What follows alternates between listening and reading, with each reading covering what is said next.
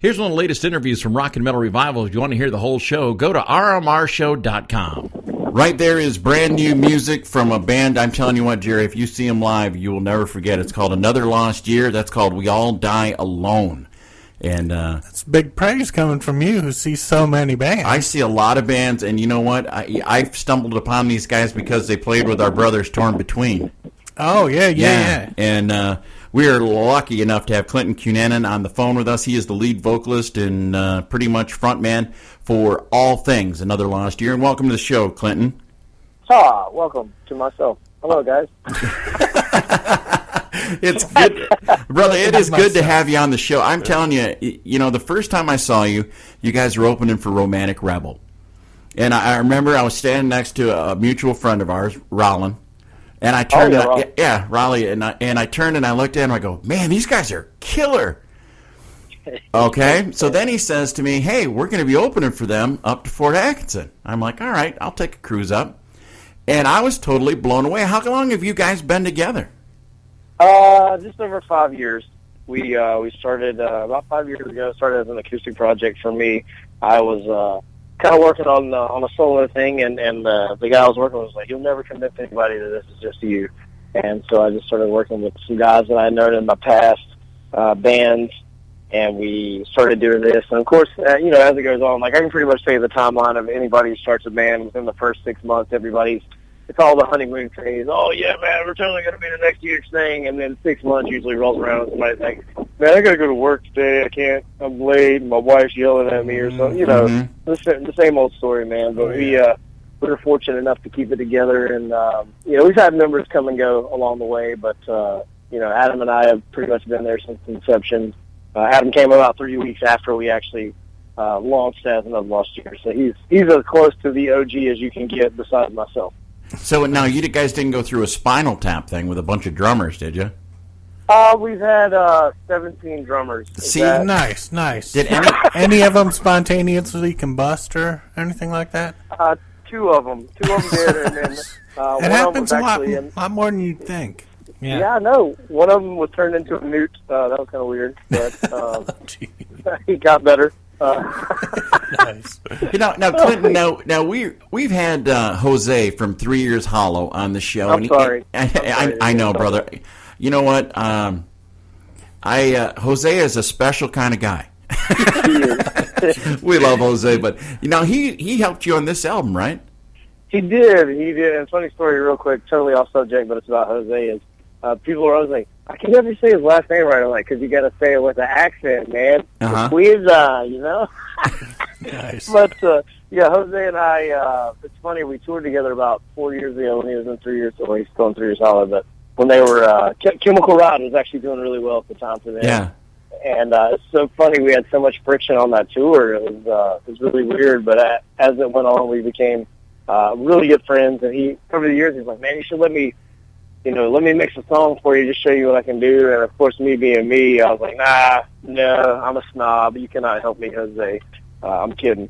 But finally, the stars kind of aligned, and I got into a jam where I needed to use Jose to do some mixing. And he was about an hour from where I was at that particular moment in time, and he's like, I'd really like to redo the vocals. And I went in and to his studio at the time, which was a house. He's since moved studios 3 times since he's got done with our album, so I think he's doing okay. I'm not sure. Yeah. He, that was kind of how we fell in love and became, romantic lovers. Nice. Nice. Hey, and there's nothing wrong with that. Yeah, no. Hey, we're not judging. We're not judging at all. Now, hey, No. The one thing that I really dig about Another Lost Year is there's actual vocals and harmonies and melodies and driving guitar. Do you see that sound coming back?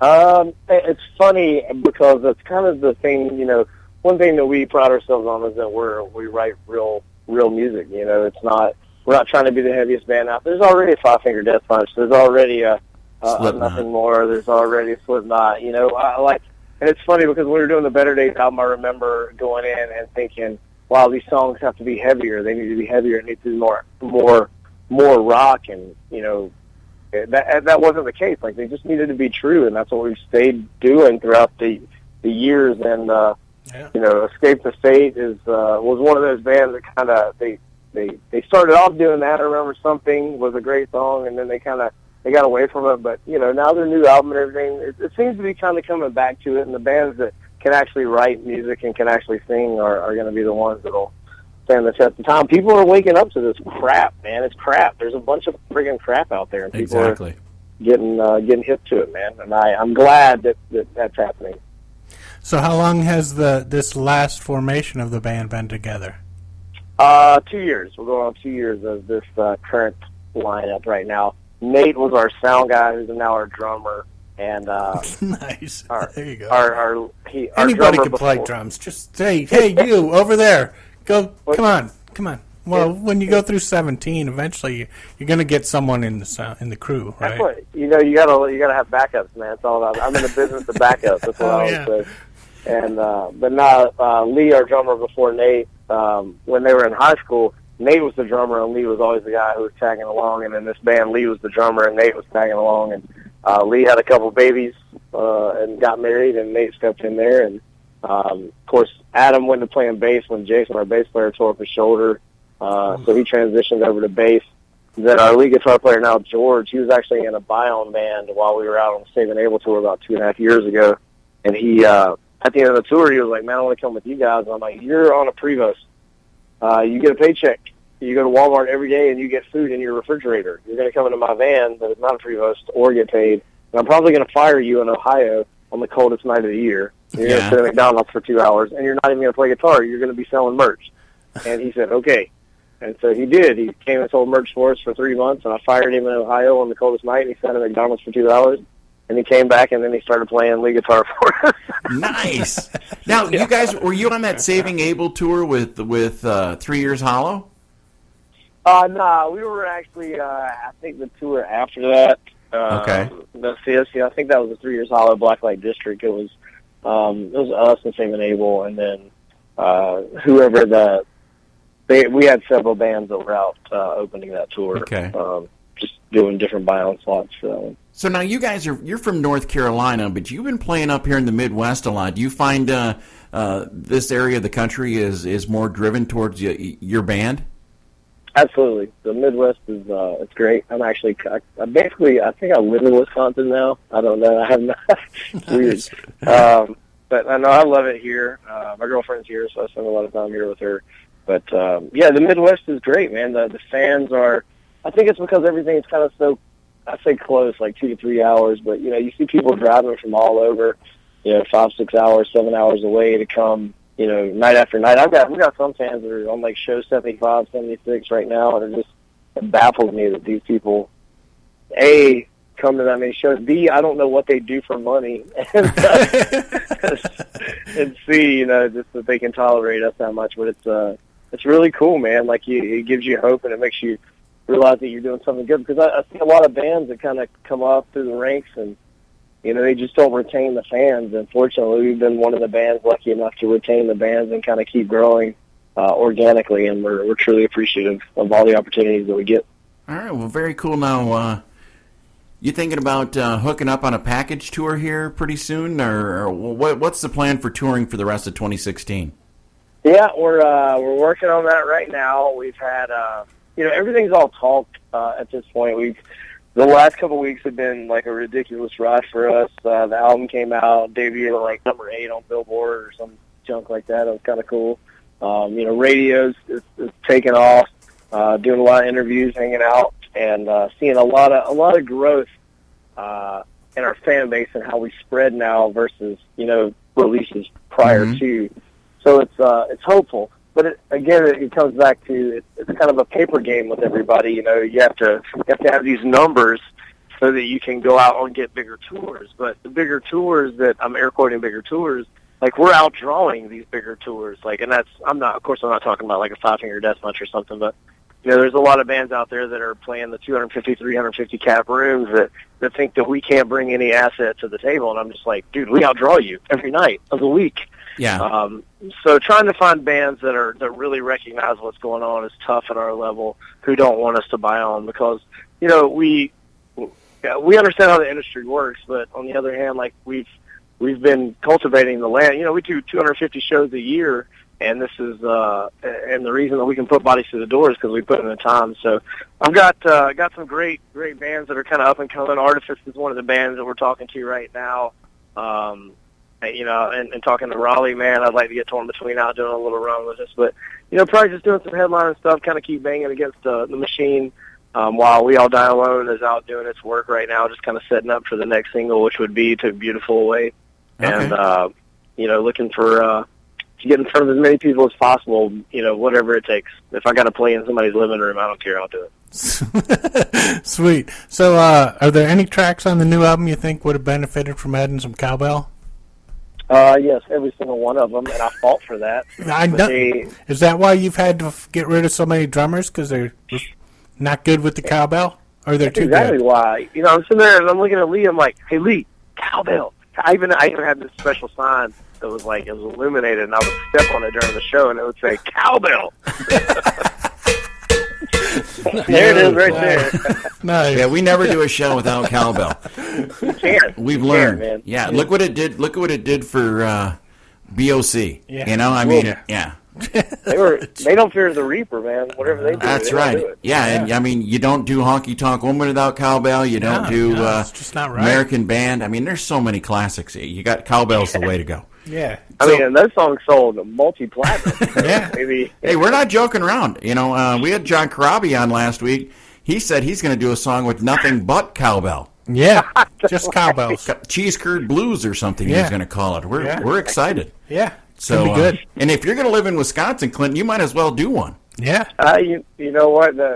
I think it's funny. I need my words here. I'm basically living in Madison right now. Actually, the forest is where I've been living for like the last month. But my girlfriend was down in North Carolina. I was like, you know, I'm sure it's hot in Wisconsin, but you guys don't have humidity like we did.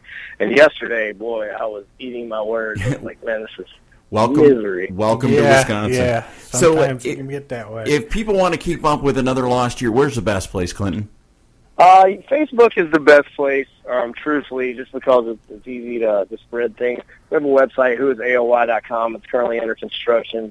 If you have Twitter, official_ALY.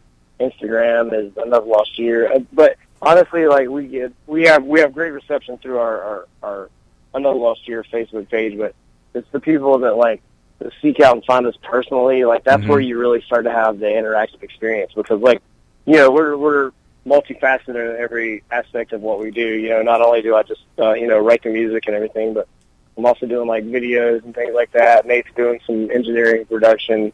You know, we're very hands-on with everything that we do, and we're a bunch of idiots, truthfully, and people seem to gravitate towards the stupidity. It's like Jackass, only like way better. Nice. Hey, thank God. That's kind of like us. Yeah, that's kind of like you and I, yeah. Well, hey, if people want to get the album, it's available everywhere?